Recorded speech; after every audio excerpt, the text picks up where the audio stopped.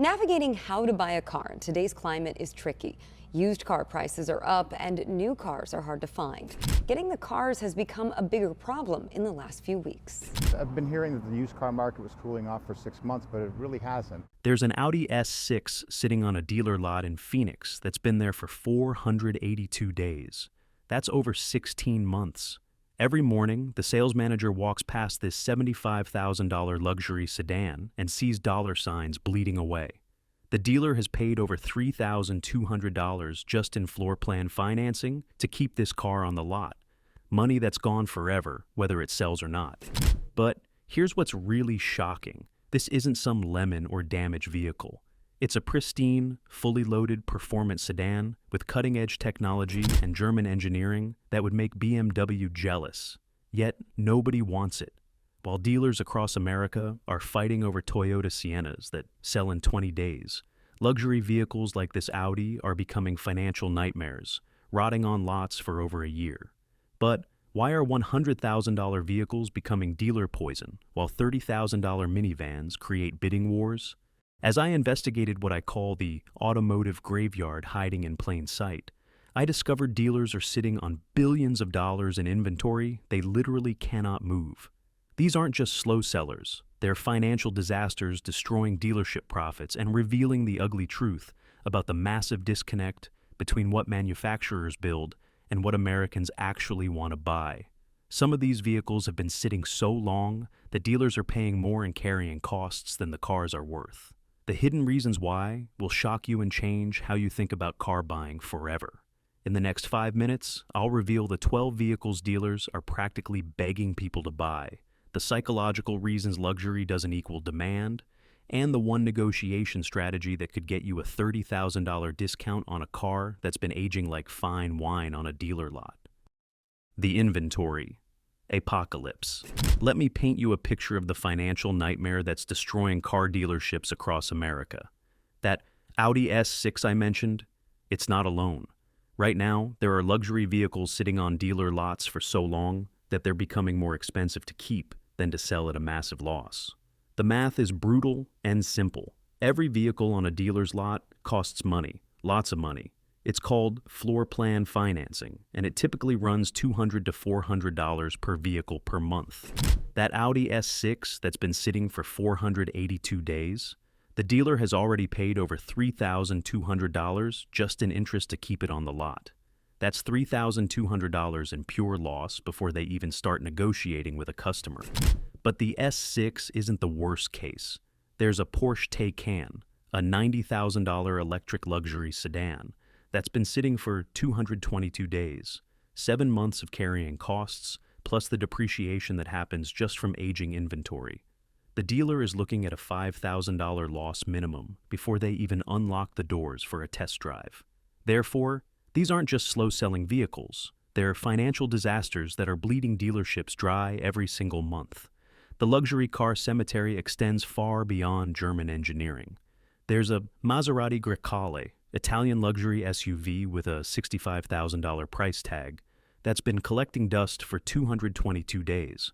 A Land Rover Discovery with genuine off-road capability and a $60,000 sticker price has been waiting for a buyer for 216 days.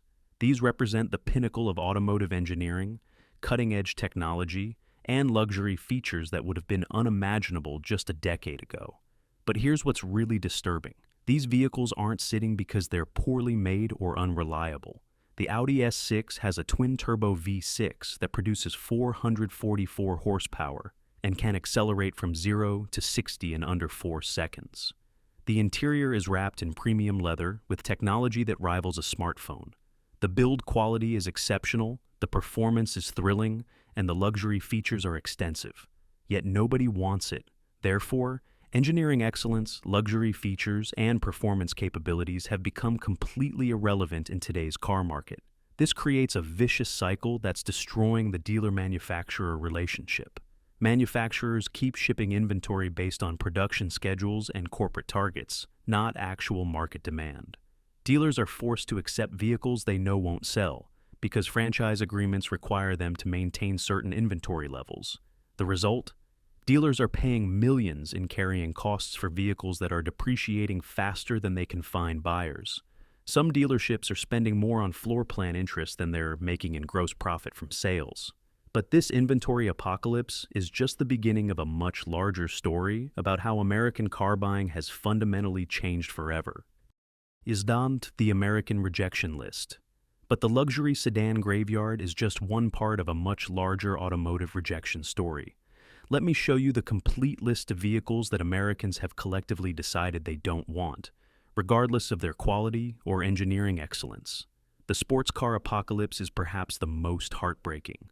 The Dodge Charger, a piece of American muscle car heritage with a 392 Hemi 5.8 that sounds like thunder, has been sitting on lots for 312 days. This isn't some forgotten economy car. This is automotive culture on four wheels. Yet dealers can't give them away. The Nissan Zeed, sitting for 216 days, represents the rebirth of a sports car legend. Nissan spent years developing this car, bringing back the Zeed nameplate that enthusiasts had begged for. Sharp styling, manual transmission available, pure driving experience. Everything car enthusiasts claimed they wanted. But when it arrived, nobody bought it. But perhaps most shocking is the Mazda Miata at 284 days. This is the car that single-handedly saved the roadster segment, the vehicle that automotive journalists universally praise as the purest driving experience you can buy.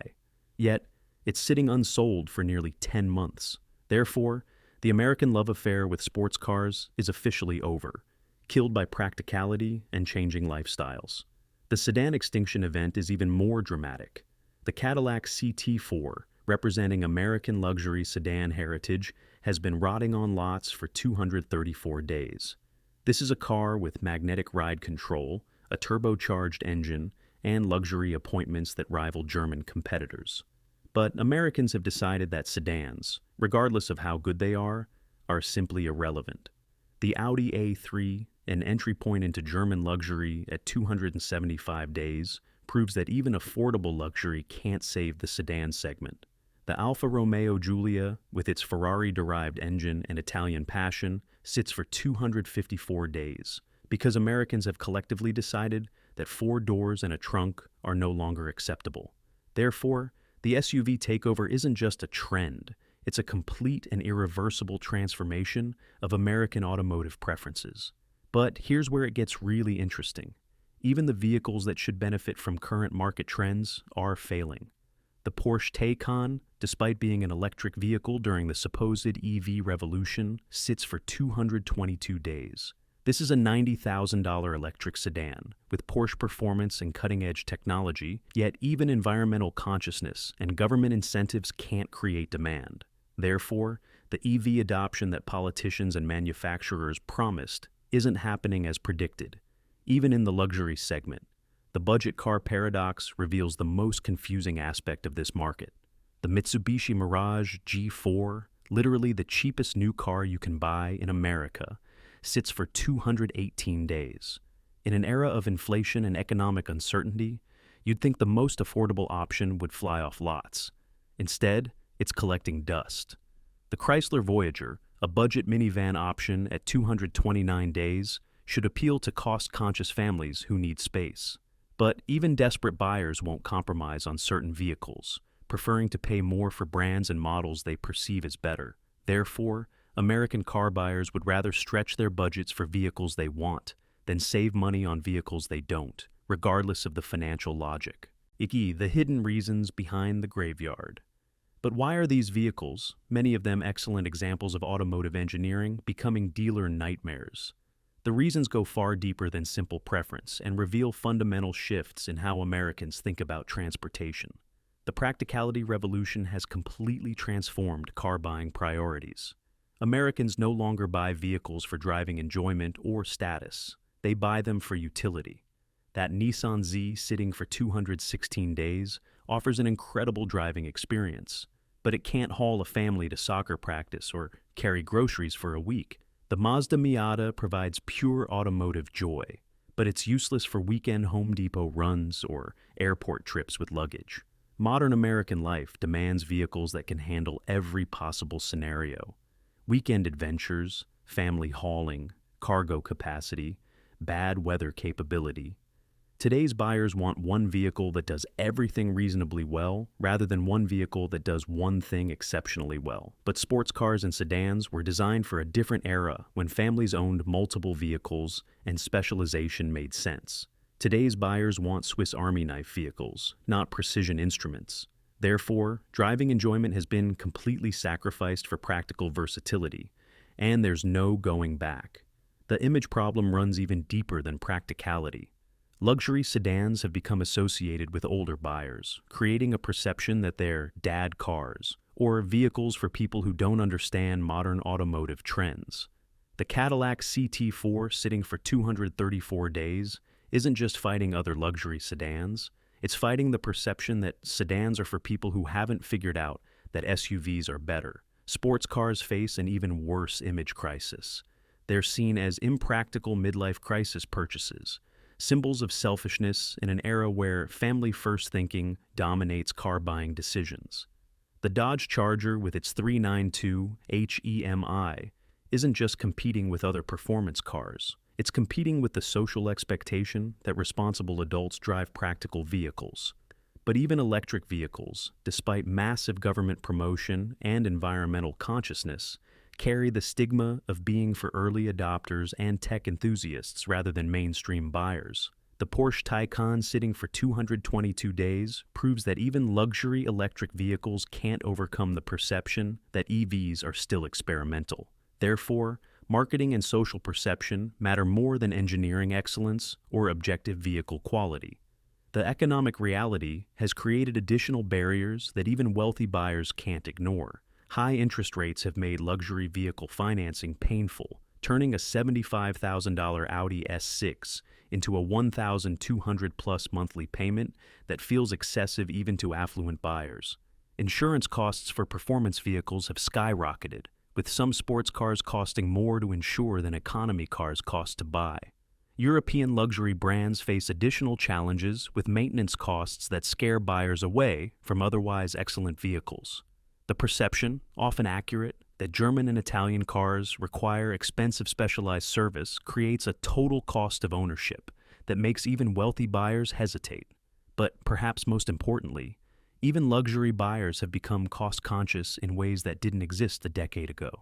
The wealthy are still wealthy, but they're more selective about where they spend money, preferring vehicles that hold value and provide practical utility over pure luxury or performance. Therefore, the economic environment has made even affluent buyers more practical and value-conscious than ever before. The technology confusion factor cannot be understated. Modern vehicles, especially luxury models, come with infotainment systems so complex that they intimidate buyers. Electric vehicles create range anxiety and charging confusion that keeps buyers in familiar internal combustion territory. The paradox is that technology designed to enhance the ownership experience is actually driving buyers towards simpler, more familiar alternatives. The buyer's gold mine. But here's what most car buyers don't realize. This inventory apocalypse has created the greatest buying opportunity in automotive history. While everyone else fights over Toyota Siennas and Honda Pilots, smart buyers are walking into dealerships and getting luxury vehicles at economy car prices. The desperation discount reality is staggering. Remember that Audi S6 sitting for 482 days? The dealer has already lost over $3,200 in carrying costs and is facing thousands more in depreciation every month. At this point, they're not trying to make a profit. They're trying to minimize their losses. This creates negotiating leverage that simply doesn't exist with fast-selling vehicles. Last month, I helped a subscriber negotiate a $25,000 discount on an Audi S6 that had been sitting for over 400 days. The original MSRP was $75,000. He drove it home for $50,000. That's a 33% discount on a vehicle that's essentially brand new, with 47 miles on the odometer. But the S6 deal isn't unique. Another subscriber got a Porsche Taycan for $35,000 off MSRP after it sat for 200+ days. A Cadillac CT4 that originally stocked at $45,000 sold for $28,000 after 250+ days on the lot. These aren't isolated incidents. They're the new reality for slow-moving inventory. Therefore, knowledge about dealer carrying costs and inventory age equals massive savings potential for informed buyers. The negotiation advantage becomes overwhelming when you understand dealer psychology. That 482-day inventory represents a manager's nightmare. Every month-end meeting, every quarterly review, every manufacturer visit highlights these aging units as problems that need solutions.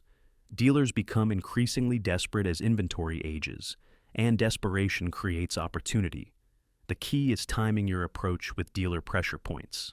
End of month, end of quarter, and end of model year create additional urgency. When a dealer is facing manufacturer pressure to move aged inventory while also trying to hit monthly quotas, they'll authorize discounts that would be impossible on fresh inventory. But most buyers don't understand this psychology, so they negotiate like every vehicle is in high demand. Smart buyers approach aged inventory differently, focusing on the dealer's pain rather than the vehicle's features. Therefore, understanding dealer motivation and timing can unlock $30,000 plus in savings that most buyers never access. The quality opportunity is perhaps the most misunderstood aspect of this market. Slow selling doesn't mean low quality. That Audi S6 sitting for 482 days has the same engineering excellence as one that sold in 30 days. The Porsche Taycan aging on the lot has identical performance to one that moved quickly. The only difference is market perception, not vehicle quality. Many of these slow sellers are actually superior vehicles with image problems. The Alfa Romeo Giulia sitting for 254 days has a Ferrari-derived engine, and handling that embarrasses German competitors.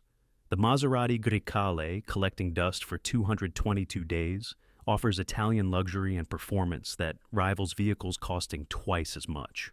But social stigma and practical concerns keep mainstream buyers away, creating opportunities for contrarian buyers who prioritize value over perception. Therefore, buyers willing to ignore social expectations can acquire exceptional vehicles at a fraction of their true worth. The depreciation hack represents the smartest financial strategy in this market. These vehicles have already taken their biggest depreciation hit just from sitting on dealer lots. When you buy a vehicle that's been aging for 400 plus days, you're essentially buying pre-depreciated luxury, skipping the steepest part of the depreciation curve. A new Audi S6 loses $15,000 plus in value the moment it leaves the lot. But when you buy one that's already been sitting, that depreciation has already happened. You get the same vehicle without the immediate value loss. But this strategy requires a long-term ownership mindset.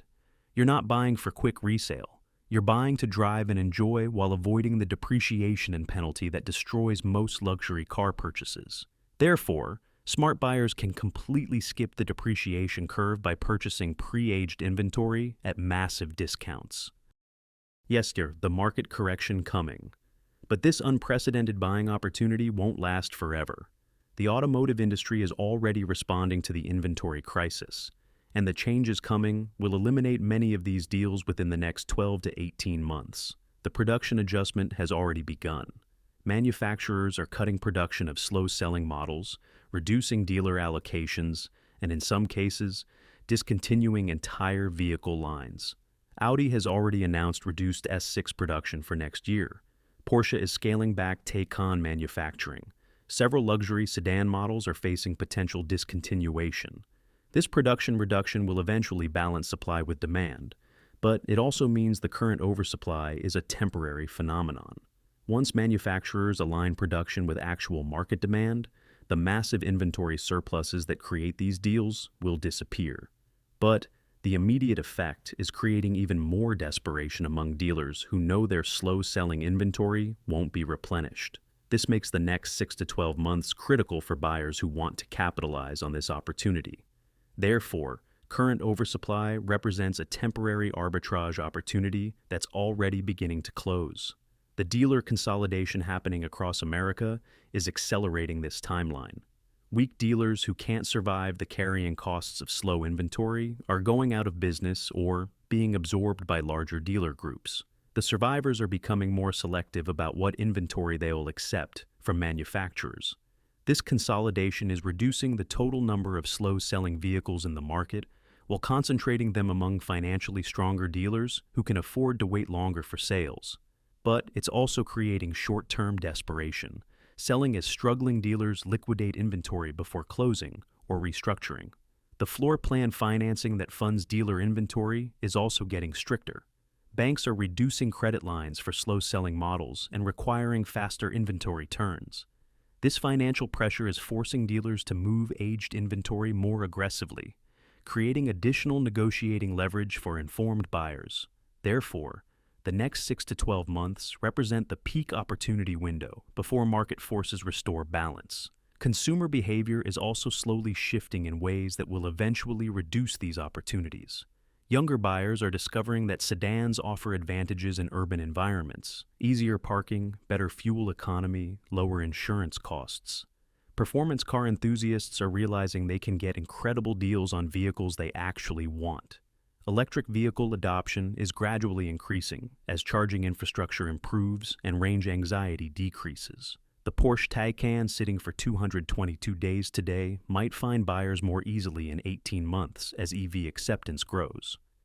But mainstream preferences won't change quickly enough to eliminate current opportunities. The SUV dominance is too entrenched, and practical considerations still outweigh performance and luxury for most buyers. Therefore, contrarian buyers have an extended opportunity window, but it's not permanent. The economic impact of this inventory crisis is forcing fundamental changes in how the automotive industry operates.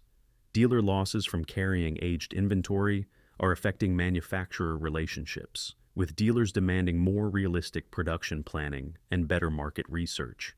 Manufacturers are responding by reducing model variety, focusing production on proven sellers, and increasing prices on popular models to subsidize losses from slow sellers. This means future car lineups will offer fewer choices, but better alignment with actual demand. The luxury car market is particularly affected, with some manufacturers questioning whether certain performance and luxury segments are still viable in America. This could mean fewer choices for enthusiasts in the future, making current opportunities even more valuable.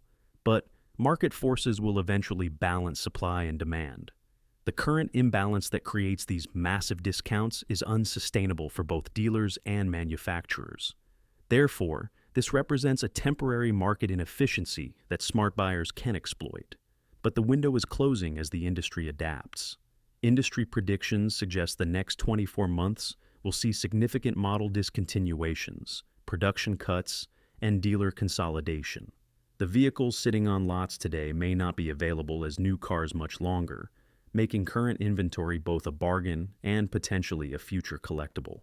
The smart money is moving now, while the masses still chase practical SUVs and leave luxury performance vehicles for the informed few. And if you're looking to buy a car in 2025, please check out the free guide I made about the cars you should absolutely avoid. This will save you so much trouble. So, why can't dealers sell these cars? Because American car buying has fundamentally shifted from emotional purchases to purely practical decisions. That Audi S6 sitting for 482 days isn't a bad car. It's a brilliant car that nobody wants because it doesn't fit modern lifestyles. Americans have collectively decided that driving enjoyment, luxury features, and performance capabilities are less important than cargo space, all-weather capability, and family practicality. This inventory crisis reveals the massive disconnect between what manufacturers build and what Americans actually buy. While dealers are stuck with luxury sedans, sports cars, and electric vehicles that nobody wants, buyers are creating bidding wars over SUVs and trucks that manufacturers can't build fast enough.